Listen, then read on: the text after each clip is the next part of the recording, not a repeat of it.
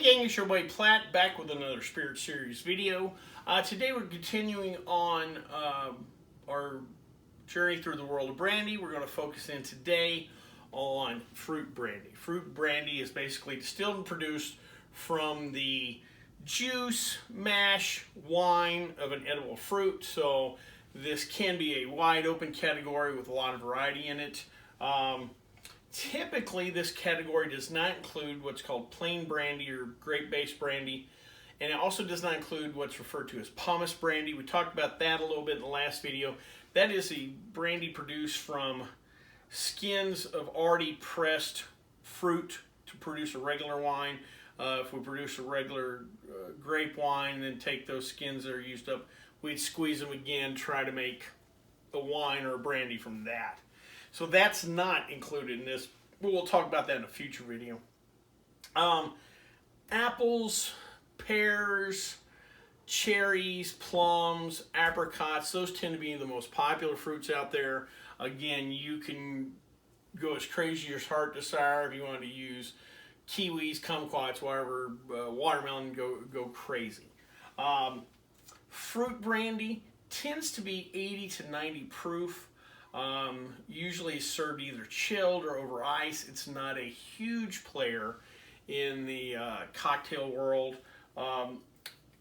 Quickly kind of compare and contrast fruit brandy here in the US, Britain, and EU, because there are little variations that may confuse you at the liquor store. Here in the US, fruit brandy is distilled from fruit wine. May contain no more than 20% of its volume from pumice. So there could be a little bit of that pumice brandy in your brandy, or it can have no more than 30% by volume from lees. Now, what lees are, it's a little different. That pumice brandy we made from regular grapes. If you're making a wine like a Merlot from grapes, when you press the juice, it's actually a white wine. It would be a white wine. They leave the skins in with the juice during fermentation to take the color out of the grapes or to kind of leach that out. Once that wine is produced, then you take the grapes out, and that could be used to produce. You could squeeze them again, and remember they've been sitting in juice, so they probably have plenty of liquid in them. You could re-squeeze them again and produce a wine and then a brandy out of that. So something a little different here in the US on that end. In the EU, we talked about they don't use the term fruit brandy. Again, their fruit brandies most likely already have a protected designation of origin. I want to say there's up to 80 of them over in Europe that have some kind of protected terminology over there. What you may see in Europe, though, is the term fruit spirit. So you wouldn't see apricot brandy, but you might see apricot spirit over there. And that might be something where you're in an area that may not traditionally have an AOC for your wine, or produced a brandy that had earned an AOC, but you've got some fruit and we need to make something out of it. So you may see the term fruit spirit. In Britain, it gets a little confusing. They will use the term fruit spirit, but they also use the term fruit brandy. Their fruit brandy kind of tends to be a little closer to what we think of a liqueur. Sometimes they will take that spirit and then either macerate it in that fruit or add the fruit juice to it. And with the addition of that fruit flavoring and the sugar in the fruit, now you're kind of getting something almost closer to a fruit liqueur than what we would think of as a straight spirit. Here in the U.S., come back to the U.S., we add to the labeling confusion just a little bit more because we have a category called fruit flavored brandy. Now, we do produce regular fruit brandies, a cherry brandy and a plum brandy, what have you.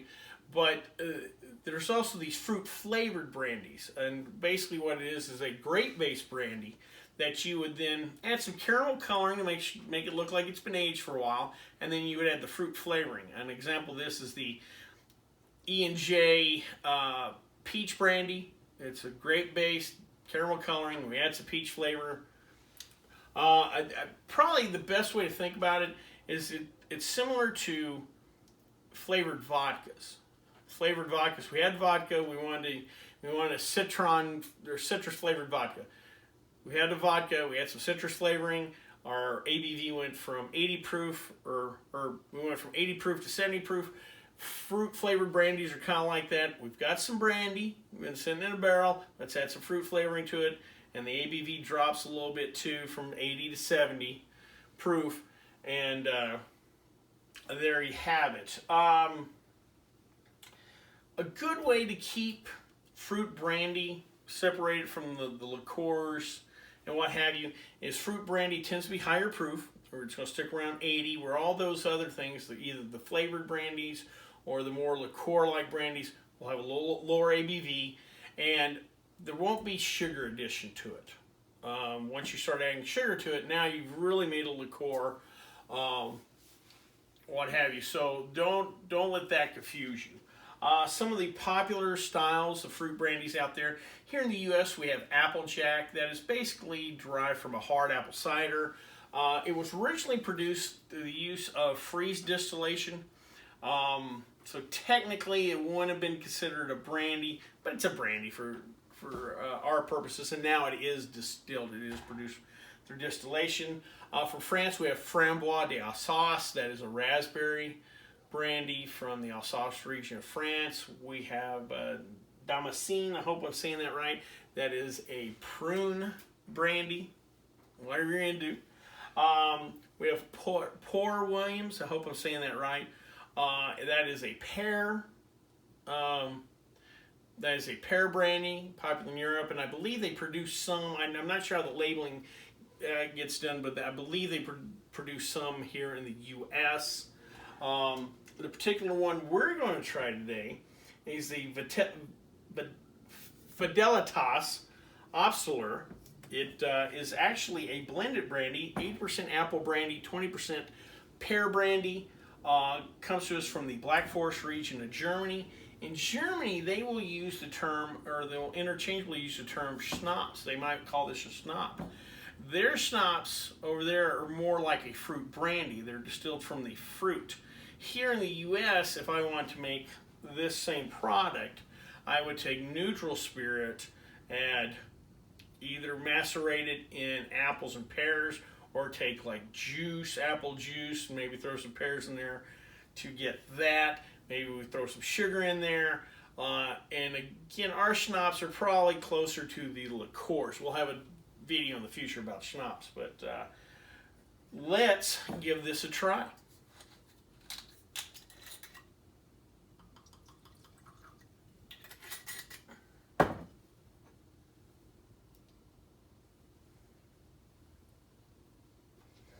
All right,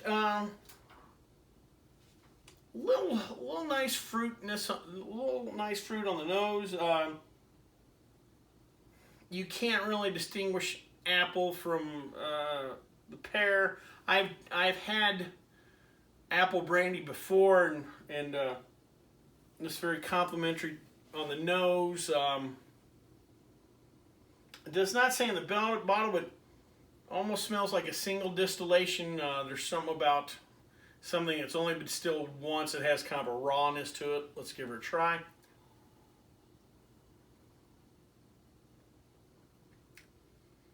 That's nice. Nice little sweetness to it. Sweetness on the tongue. For some reason, even though it's an 80 proof spirit, it hadn't been aged. There's no sugar added to it. There does seem to be some additional viscosity to it, if that makes any sense.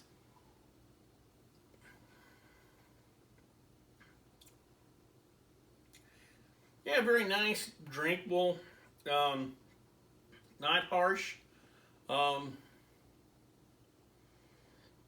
Surprisingly enough, I'm surprised it's not.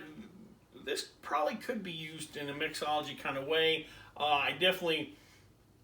It's light enough, though I don't know if I'd throw it in any cocktails with heavy syrups or whatever, but it might be a very nice complimentary thing with, you know, some soda or whatever. But overall, nice, pleasant. I can see where this is a nice palate cleanser after a meal, or kind of prime you for a dessert or whatever. Overall, pretty nice. Well, I hope you liked this video. If you did, please subscribe down below. Also, please like the video because it lets YouTube know we're putting out good content. Any questions, comments, concerns, please leave them in the comment section, or you can always contact me on the Twitter page. Till next time, bottoms up.